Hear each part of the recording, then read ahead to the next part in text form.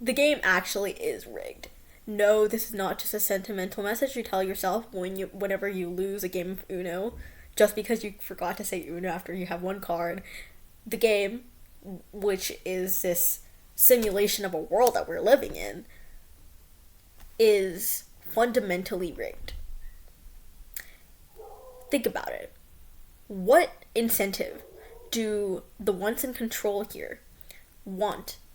Why would the game makers, which are, like, by the way, this game, like the game of chase, like the chase, for instance, the pursuit of love, the pursuit of happiness, the pursuit of money, the pursuit of power, the pursuit of practically everything that humans naturally want, or is an extension of what humans naturally want. The game doesn't exist on its own.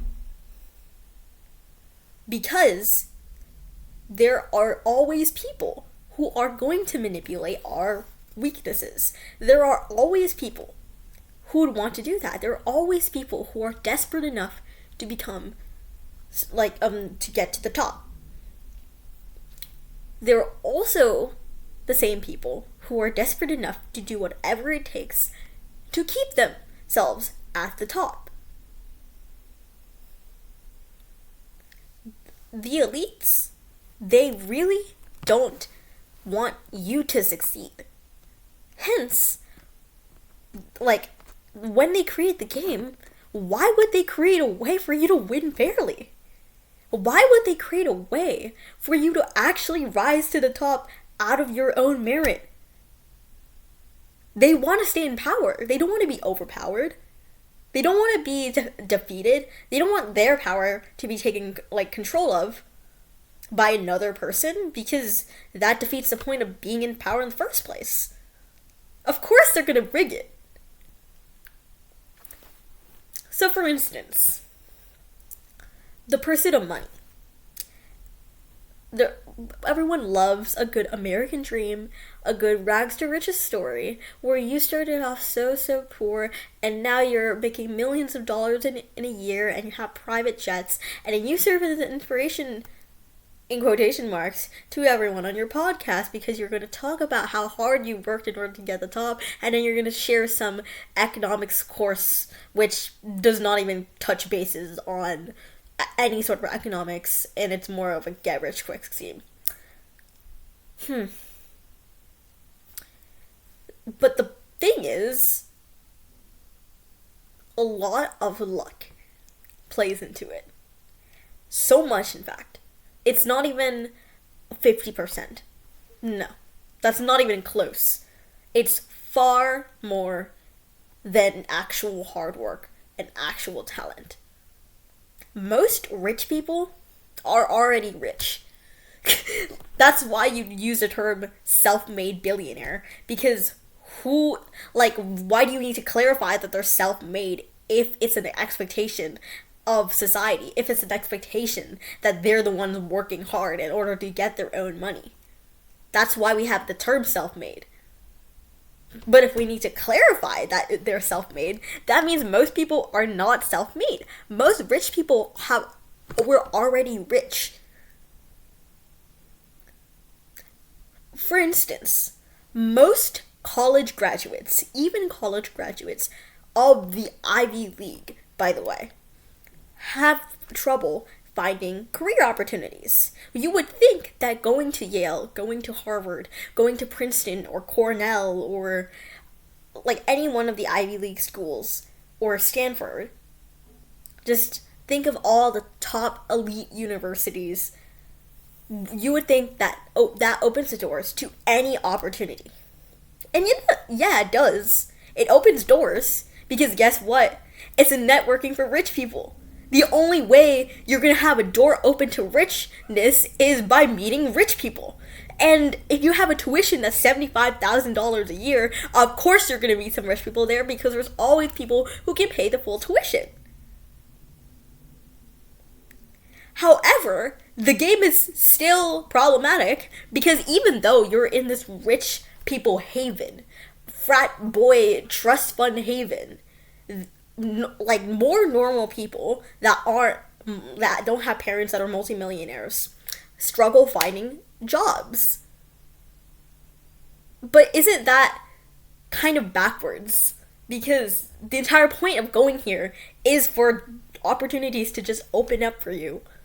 But then you're still struggling to find jobs, except for the people who are already rich, except for the multimillionaires, like the children of multimillionaires that would have already been fine financially even if they had no job at all because they can rely on their parents' wealth in order to get them through life. Most rich people are already rich.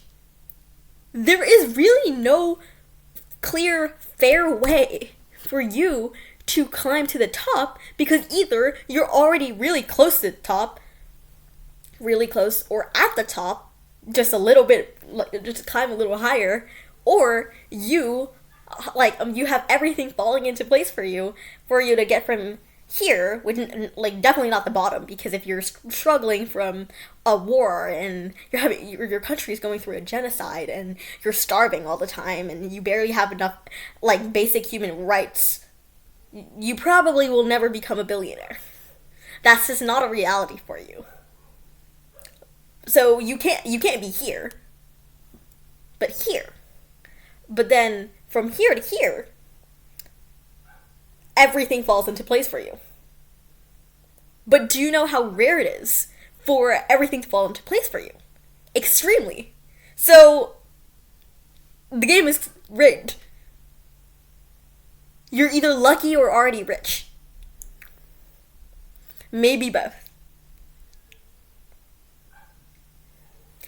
But the problem is not that there are lucky people or there are discrepancies in this game.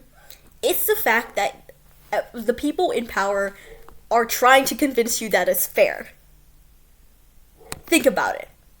47% of white people at top universities like such as Harvard are either legacies, the children of staff, or athletes. That's a lot higher than 3%. So we're just going to exclude legacies, exclude staff, and like children of staff, not actual staff, and athletes, along with some extreme outliers, which require an extreme amount of natural talent that we never talk about. Now you have 0.5 to 1% chance of getting into these top schools. And this goes for the dating game too. How many people have the full package? Very few. Very few people have the looks, have the personality, have the education, have the background, have the job, have the whatever makes someone perfect. Very few people have it all. Most people have parts and pieces. But the people who have it all are going to be the ones that the people with parts and pieces compete for. But there can only be one person that you end up marrying, right? There's only one person that this perfect person, or slightly less perfect, but still kind of perfect person, can marry. So there are going to be losers. But that's clearly not fair, but that's how it is. You can't control your looks. You can't control your financial background because you can't control what family you were born in or what socioeconomic status you were given, and because of that influences other things like your education and even your ability to take care of yourself. Clearly, it's kind of rigged. Everything is kind of rigged. But don't lose hope. Because if you just try hard enough, strategize hard enough, you are going to get to the top.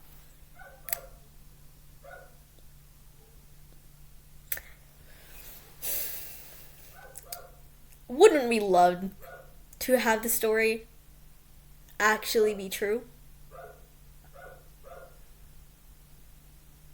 let's just zoom out from everything is rigged part. So, for instance, the dating game is rigged, the education game is rigged, the money game is rigged, the happiness game is rigged because you are never going to receive happiness in any way that capitalism tells you that you're going to achieve happiness.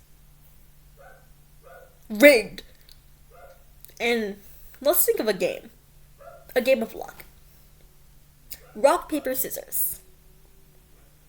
There is a way to strategize your way around rock, paper, scissors because, for instance, if you're about to say that you're going to play best 2 out of 3 and then you raise your 2, the other person is going to either start thinking about the 2 or they're thinking that you are going to do 2 and you can kind of work your way around that. But let's say you have 2 people. One of them does rock and one of them does scissors. Obviously the rock person wins. And what are people going to tell them? Congratulations. Congratulations on working so hard to get that rock. Yeah, I mean, I just know you strategized so hard. And there is a facet of truth in this. The rock person saw the other person raise up 2 knuckles very subtly. And because of that, they deduced that they should solidify their choice on rock, even though they were already thinking of doing rock in the first place anyway. This is a person did not have such fortune because they are not naturally good observers.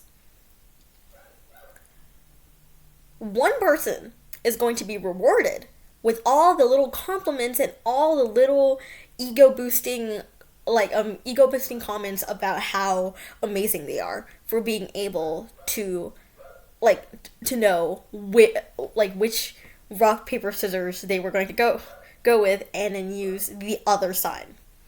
This person, the scissors person, is either going to get some heartfelt pity message about how, oh, this game is a game of luck anyway, don't worry about it so much, it's fine, it doesn't even matter. Or they, this is usually the more implicit message, but some people are really that bold and that honest. You just didn't try hard enough. Why didn't you strategize enough? Why didn't you see that they were going rock because they had their fists clenched, their fingers clenched together? Harder than usual.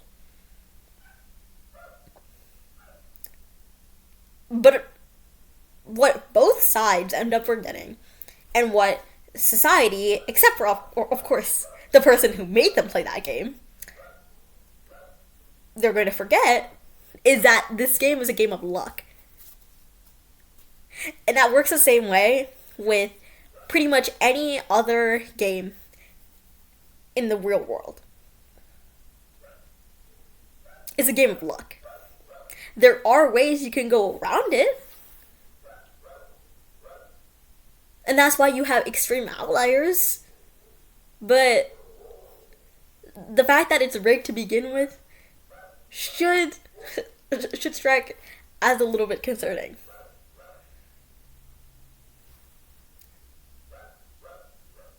But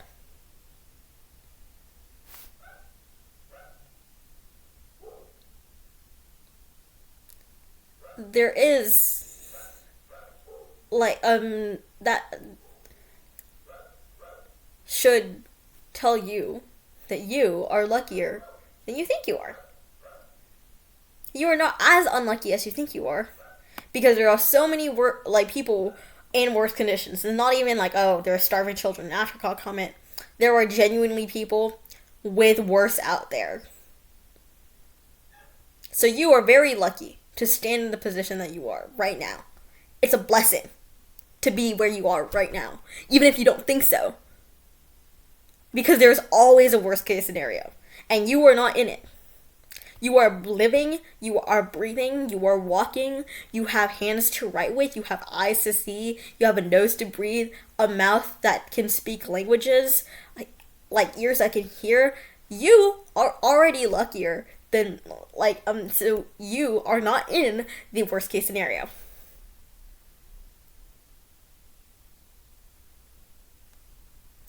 Be grateful. Just not to these elites.